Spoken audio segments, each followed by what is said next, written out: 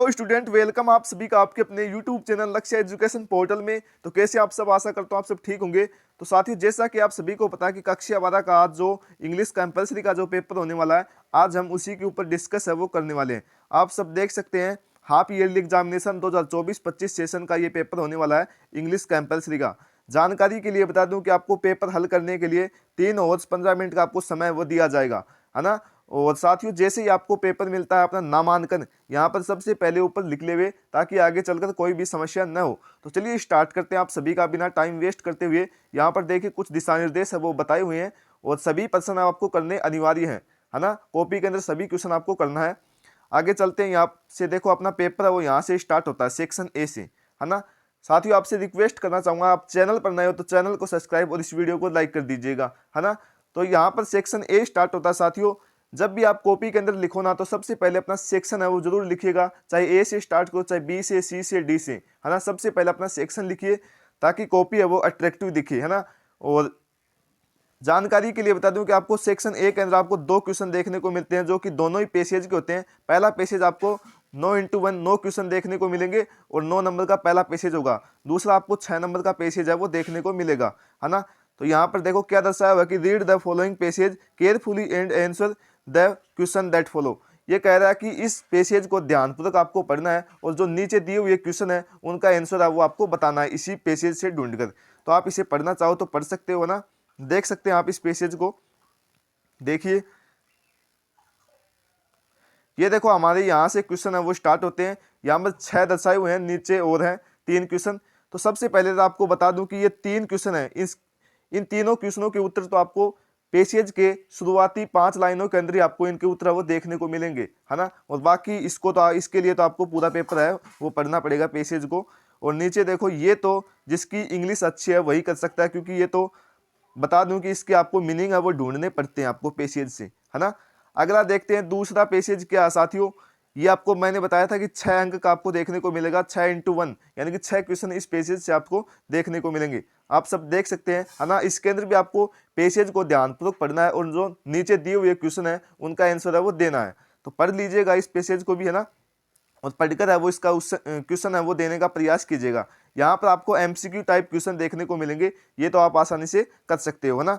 देख सकते हैं आप 6 क्वेश्चन देखने को मिलेंगे, चाहो तो आप स्क्रीनशॉट भी ले सकते हैं इन सभी का।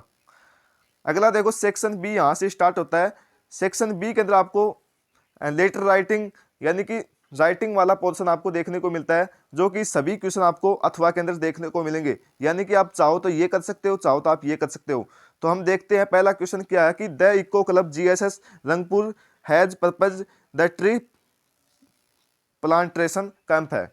तो ये क्या कह रहा है कि रंगपुर में इको क्लब ने जो वृक्षारोपण शिविर का प्रस्ताव रखा है उसके बारे में आपको देखो यहाँ पर नोटिस बोर्ड लिखा हुआ है कि नोटिस तैयार करनी है ना, उसके बारे में आपको दर्शाना है। तो आप सभी को पता है कि नोटिस कैसे लिखते हैं। सबसे पहले आपको ब्रैकेट बनाना है, उसके अंदर आपको सबसे पहले ट्री प्लांटेशन कैंप आपको लिखना है, और उसके बाद अपना नोटिस नाम लिखकर अपना स्टार्ट है वो कर देना है।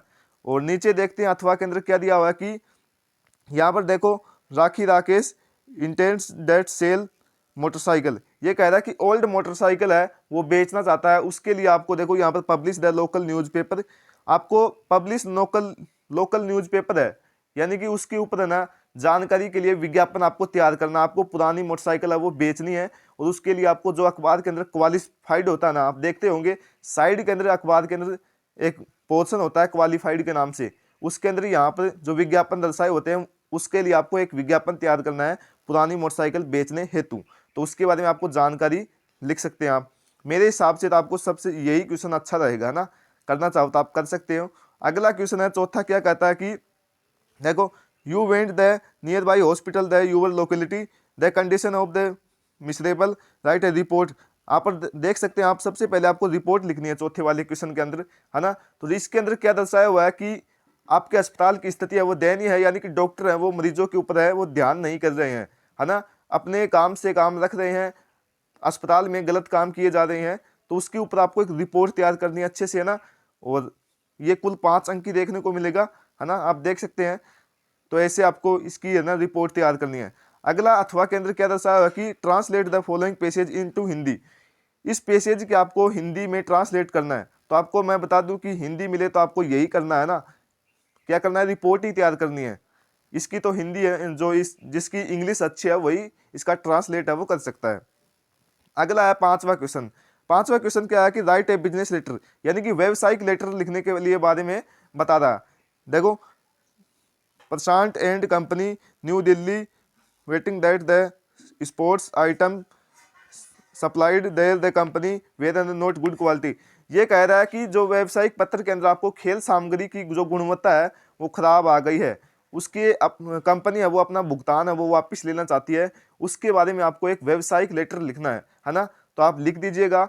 अगला क्वेश्चन क्या है कि यू आर अमित और right A job application post of clerk. साथियों, आपसे रिक्वेस्ट करना चाहूंगा कि आप परीक्षा देने जाओ तो सबसे पहले तो आपको पोस्ट ऑफ क्लर्क की जो एप्लीकेशन है वो जरूर से जरूर याद करके जाइएगा। ये मेरे कहने से आपको जरूर याद करना है, क्योंकि ये एप्लीकेशन है ना, वो ऐसी एप्लीकेशन है जो कि बहुत बार परीक्षा के अंदर आ चुकी है और आने के चांस भी है ना। तो इसको तो आप अच्छे से तैयार कर लीजिएगा, ये मेरे कहने से आप तैयार कीजिएगा, है ना। और साथ में आपको रिज्यूम, यस, रिज्यूम की जगह आपको सीवी भी देखने को मिल सकता है, ये आपको अटैच करना होता है, यानी कि आपकी क्वालिफिकेशन सभी के बारे में यहाँ पर साइड में एक पोर्शन बनाकर लिखना होता है ना। तो आप देख सकते हैं, चाहो तो आपके पासबुक हो या फोन के ऊपर सर्च मार सकते हो, पोस्ट ऑफ क्लर्क के बारे में आपको एक एप्लीकेशन लिखनी है, ऐसे आपको इस क्वेश्चन को जरूर याद करना है। अगला देखो, सेक्शन सी यहाँ से स्टार्ट होता है। सेक्शन सी के अंदर आपको इंग्लिश ग्रामर है वो देखने को मिलती है ना, तो ये आपको मैं बता देता हूँ थोड़ा सा। यहाँ पर देखो क्या कहता है कि join the following sentence using the contenting given in brackets. ये कह रहा है कि आपको मिश्रित वाक्यों को जोड़ना है ना। तो यहाँ पर देखो क्या कह रहा है कि Vipin sold the painting, he painted it over thing. आपको विच का प्रयोग करना है, तो विच का प्रयोग कैसे करोगे आप, सीधे ही इसको डॉट को हटाकर सीधे आप विच का प्रयोग है वो कर सकते हैं, है ना, सीधा ही ये वाक्य है वो जुड़ जाएगा।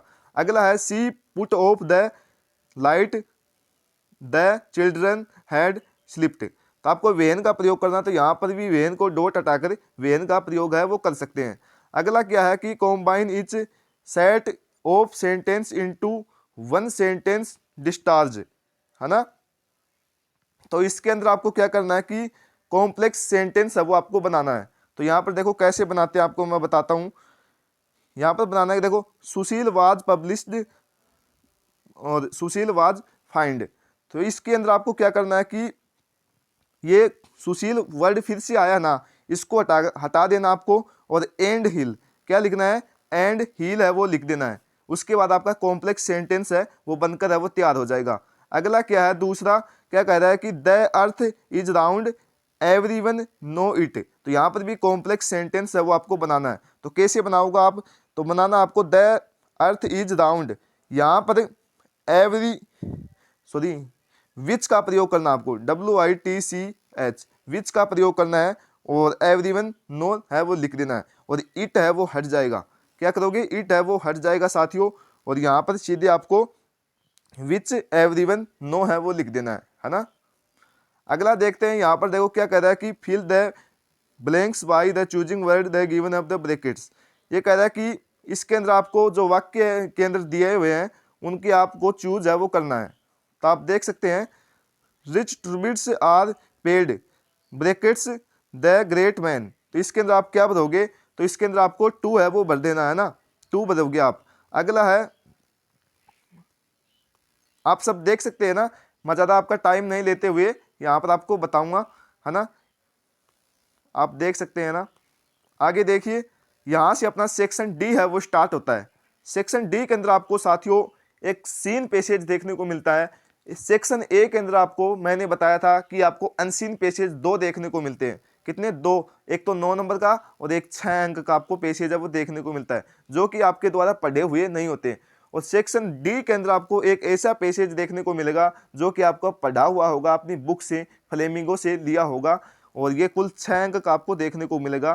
तो आपको तो ईजी हो जाएगा ये, आप इसे पढ़कर ध्यानपूर्वक अपने क्वेश्चनों के उत्तर है वो दे सकते हैं। ये पढ़ा हुआ पैसेज आपका अपनी बुक से ही लिया हुआ है ना। तो इनके उत्तर है वो जरूर देने का प्रयास है वो कीजिएगा।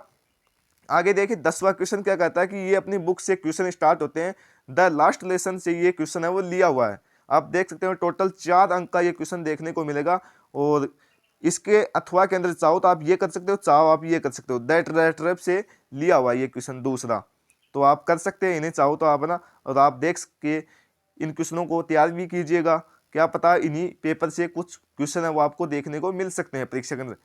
और आपको विश्वास नहीं हो रहा है तो आप हमारी पुरानी वीडियोज हैं वो जाकर देख सकते हैं। बाद में स्टूडेंट कमेंट करते हैं कि सर हम पहले देख लेते तो बहुत अच्छा होता है, ऐसे बताता हूँ।